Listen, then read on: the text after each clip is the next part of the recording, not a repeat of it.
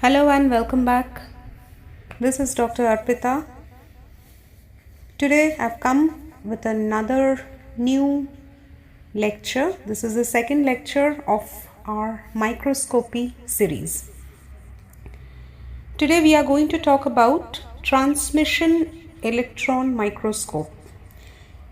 If you have gone through my previous lecture, which was on SEM, then you would have got a very brief idea about electron microscopes. These microscopes give us an extremely magnified view of the sample under study. So let's start.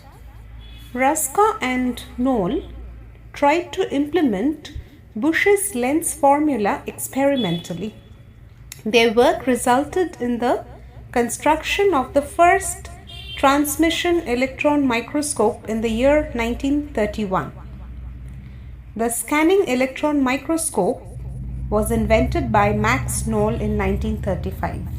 This information was already conveyed to you in our previous lecture. So now the question comes, what is transmission electron microscopy?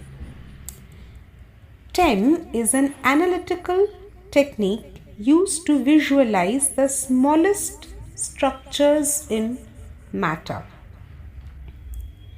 If you can recall what we had discussed, SEM gives us a wonderful idea about the topology, the surface of the specimen concerned. But this one, TEM, gives us internal details. The working principle of TEM is similar to that of light microscope. The major difference is that light microscope uses light rays to focus and produce an image, while TEM uses a beam of electrons to focus on the specimen and produce an image. Now carefully look into the picture. This diagram shows the entire working principle of transmission electron microscope, or TEM. Electrons can have a significantly shorter wavelength, say about 1 lakh times smaller than that of visible light when accelerated through a strong electromagnetic field, thus increasing the microscope resolution by several orders of magnitude. Electrons are usually absorbed and easily scattered on solid elements, showing poor visualization for big specimen. Therefore, what idea do you get from here? The specimen that you are studying or analyzing has to be a thin specimen, thin section. If you are studying a section of a particular tissue of an organ, or say animal body part or plant body part, whatever it is, the section of the sample has to be very, very thin. Otherwise, you won't get desired image, desired results. Thus, very thin specimens are used for accurate and clear visualization, forming a clear image as well. The specimen should be about 20 to 100 nanometer thin and 0.025 to 1 nanometer in diameter, as small as that of a bacterial cell.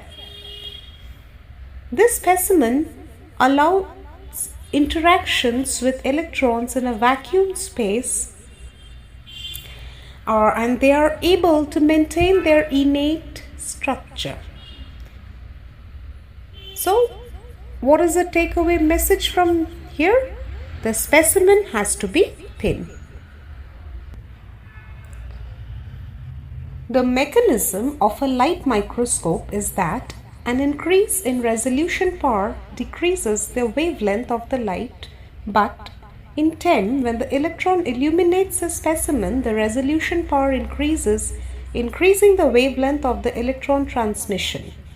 The wavelength of the electrons is about 0.005 nanometer, which is 100,000 times shorter than that of light. Hence, TEM has better resolution.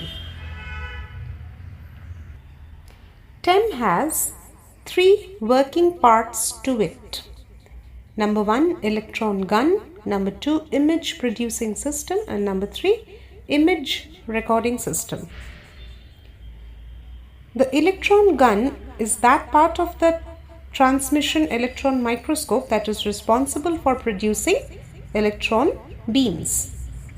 The image producing system is made up of objective lens, which is a movable stage, or it is made up of objective lens, a movable stage, or holding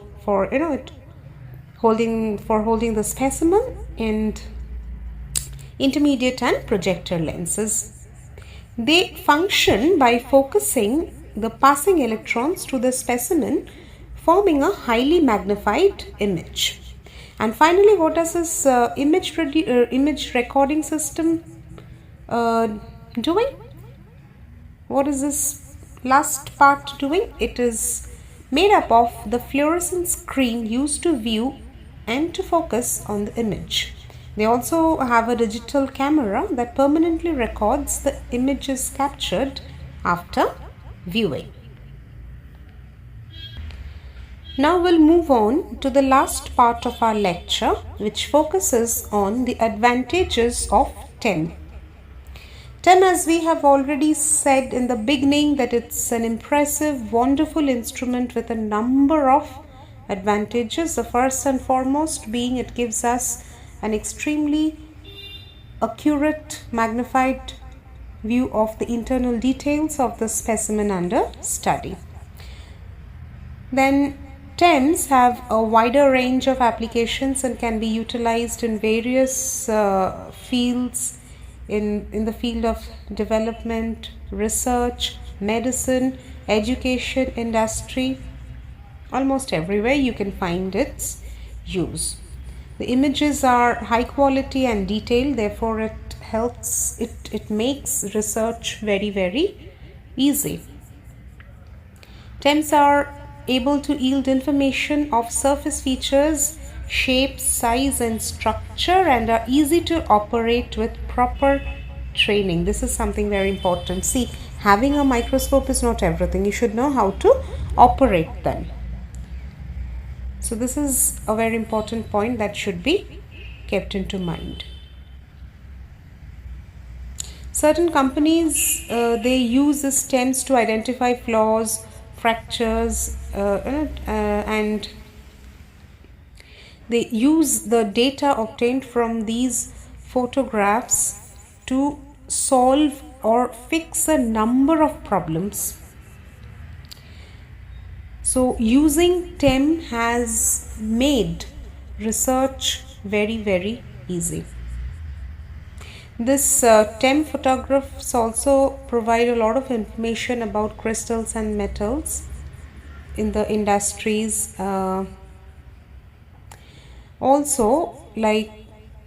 They also provide topographical informations as well. So topographical, morphological, compositional and crystalline information is also provided by TEM. So this is how we come to an end of our lecture. I hope you have enjoyed learning something new. In case of any doubt, any confusion, please feel free to get back to me in the comment section. I will share the link of the lecture on SEM in the description box. If you have not gone through it, do take a look at it. Try to compare these two, because I have seen many times questions are like this that give a comparative account of TEM and SEM like this. So please focus on the topic carefully and enjoy what you study. Till then, thank you.